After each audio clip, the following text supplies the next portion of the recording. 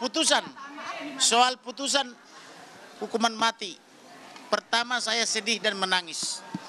Kenapa? Karena saya tahun lalu menawarkan kepada Ferdy Sambo bahkan kepada Putri supaya dia cepat menyesali perbuatannya, meminta maaf kepada keluarga daripada dia mengutus orang menawar-nawarkan uang yang besar kepada saya.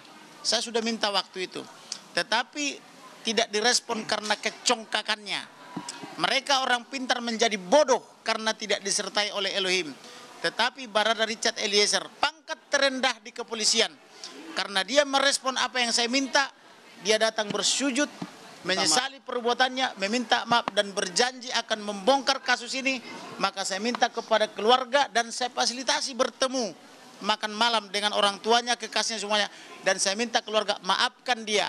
Dia masih polisi muda dan terlalu polos. Bahkan saya harapkan juga agar majelis hakim yang mulia memberikan dia vonis di bawah 5 tahun. Tetapi berbeda dengan Putri, walaupun dia dituntut 8 tahun, saya minta dia harus divonis seberat-beratnya minimal 20 tahun dan terbukti dia divonis 20 tahun. Demikian juga Ferdy Sambo harus diperberat, saya bilang. Akhirnya divonis juga menjadi hukuman mati. Amin. Dan Hakim. untuk Kuat Ma'ruf dan Ricky Rijal yang memilih berbohong hanya dengan bonus 500 juta, saya minta juga kepada majelis hakim agar diperberat dari tuntutannya, hukumannya, agar masyarakat Indonesia sadar bahwa kejujuran, kebenaran itu sangat diperlukan dan berterus terang itu juga sangat diperlukan di pengadilan. Itu hanya ada pada Barada Richard Eliezer. Itulah kira-kira tanggapan kita. Maka kita bersyukur dan berterima kasih kepada Ilahi karena kemenangan ini bukan saja kemenangan daripada keluarga Joshua atau Huta Barat Simalungun, tapi kemenangan masyarakat Indonesia.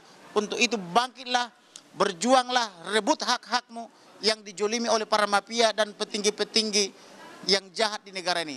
Tuhan berkati. Pemulihan nama baik gimana, Bang? Tentang pemulihan nama baik, kami berharap pemerintah dalam hal ini Bapak Presiden sebagai kepala negara dan kepala pemerintahan agar turut membantu memulihkan nama baik keluarga dengan cara memberikan restitusi. Bisa kedua, mengangkat dia menjadi pahlawan kepolisian. Yang ketiga, Rumah Duran 3. Mengikhlaskan Rumah Duran 3 itu kan rumah tidak terlalu besar, untuk menjadi museum pengingat agar tidak lagi kejahatan kepolisian ke depan, khususnya kejahatan propam. Kemudian lagi di masa yang akan datang. Kami juga berencana apabila tidak diberikan itu akan melakukan gugatan perbuatan melawan hukum melalui pengadilan, khususnya gugatan